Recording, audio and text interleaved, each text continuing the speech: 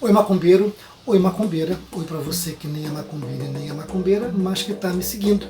Vamos prosseguir com nossa análise de mitos africanos, hoje com mais um mito de Oxumaré. Eu falei de Oxumaré no vídeo anterior, que vai aparecer aqui em algum lugar, mas eu quero dar um pouco mais de profundidade nessa figura tão interessante, tão múltipla, tão intensa, que é Oxumaré, o orixá do arco-íris, o orixá serpente. Oxumaré, ele é originário do país vizinho, do Benin, no antigo Daomé. Guerras intertribais, interpaíses, propiciavam, lógico, a escravização dentro da própria África. Existia a escravização de um povo do outro quando havia guerras, tá?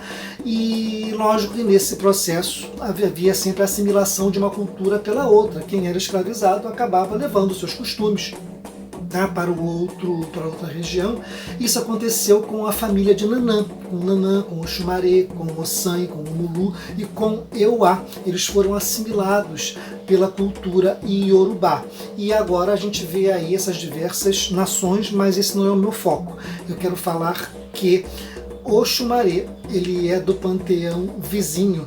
O povo iorubá tem como divindade os orixás e as divindades do país vizinho, que é o antigo Daomé, se chamam voduns, como também da Angola, lá um pouco mais ao sul, se chamam inquices.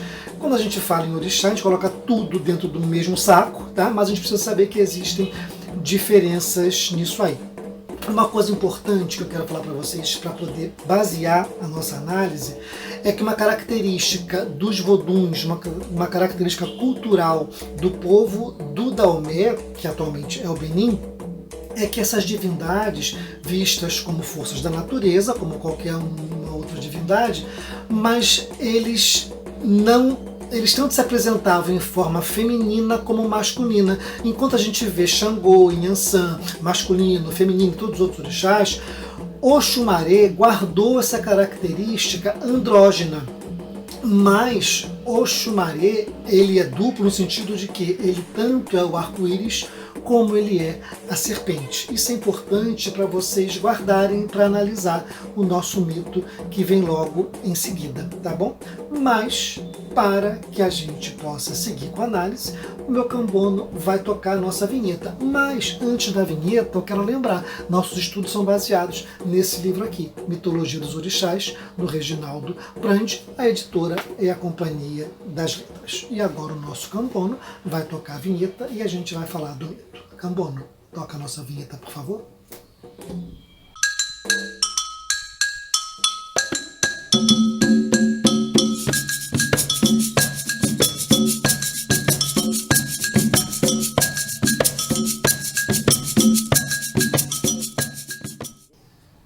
O Cambono tocou a nossa vinheta e a gente vai falar do... O mito fala que Oxumaré usurpou a coroa de Nanã. Tá? Estamos falando de um tempo em que Nanã era a rainha do povo Jeje, tá? O povo da onde vem Nanã, Oxumaré e todos os seus irmãos. Mas Nanã era a rainha. E Oxumaré, lembra que eu falei que as divindades do país vizinho, do Daomé, eles tanto apareciam como masculino como feminino?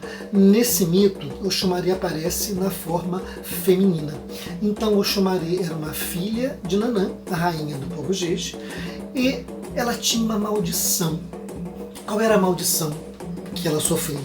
Ela passava um tempo como mulher e, passado o tempo, ela se transformava em um monstro, numa forma de serpente.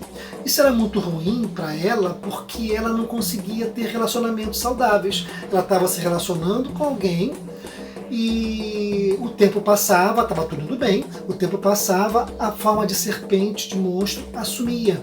E ela acabava espantando a pessoa. As pessoas se afastavam quando ela estava nessa fase de monstro. Depois então voltava à forma feminina e ela recomeçava novamente um novo relacionamento. Isso era muito ruim porque ela nunca tinha relacionamentos estáveis. Era sempre um recomeçar de relacionamentos, um ciclo muito chato.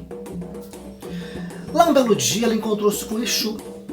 E Exu falou para ela o seguinte: olha só, essa sua maldição, esse seu problema, ele é fruto de um desentendimento que você teve com a sua mãe.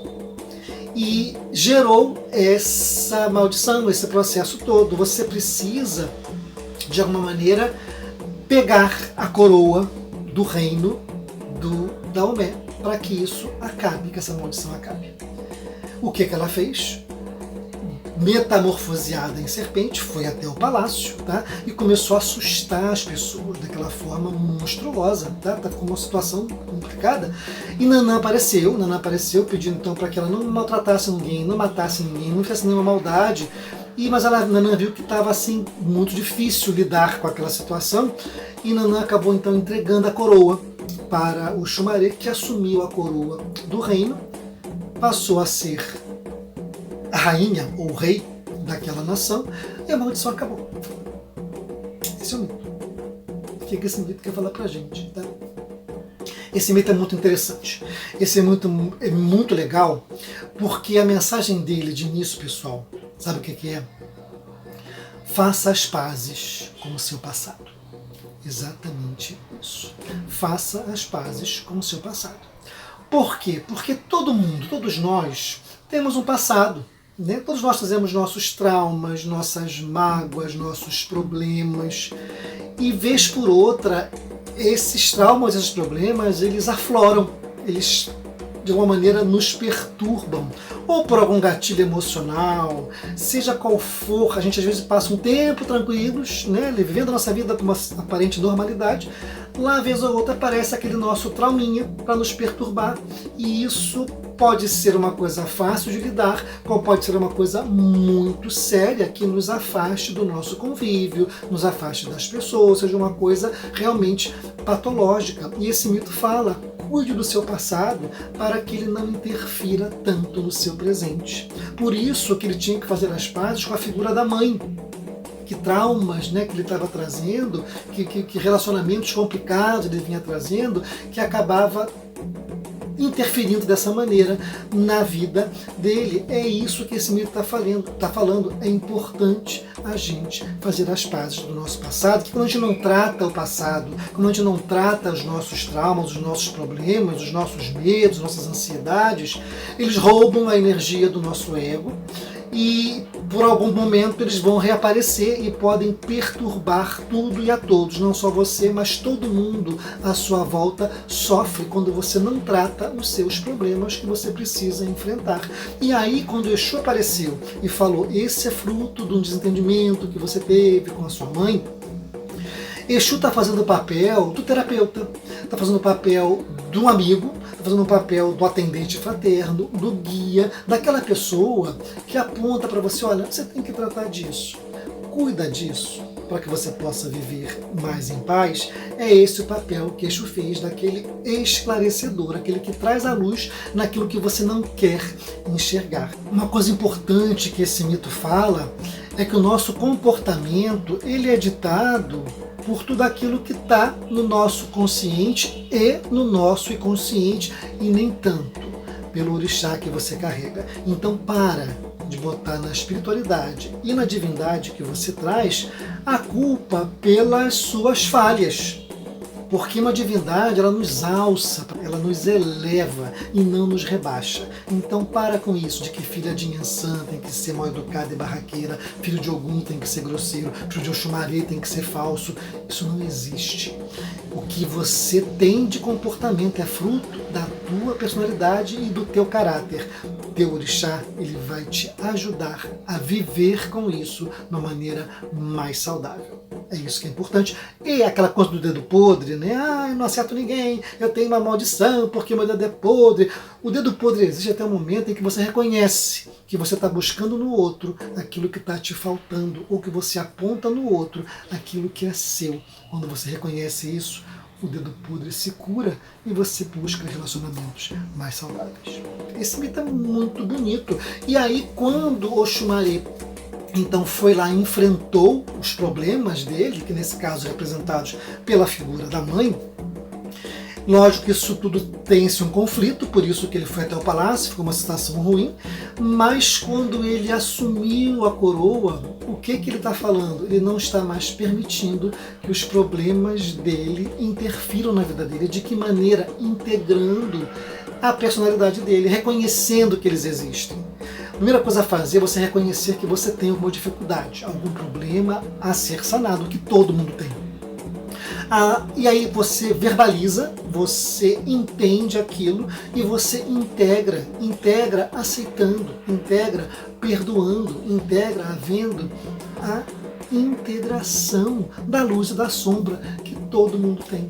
Esse mito está pedindo que a gente nos reconciliemos com a nossa personalidade. Não adianta a gente querer ser bonzinho o tempo todo, porque ninguém é.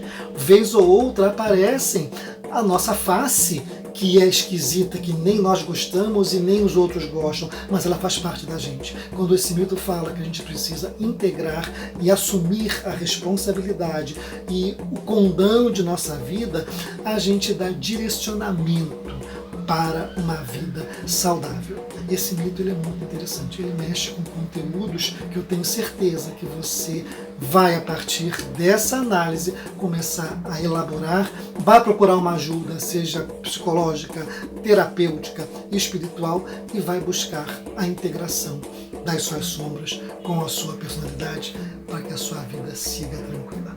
Que o Xumari nos abençoe e agradeço a ele por esse mito tão bonito, difícil de ser vivido, mas tão necessário para esse momento que a gente está vivendo. Era isso que eu queria falar. Boa reflexão e até o próximo mito, que também é de Xumari. Tchau.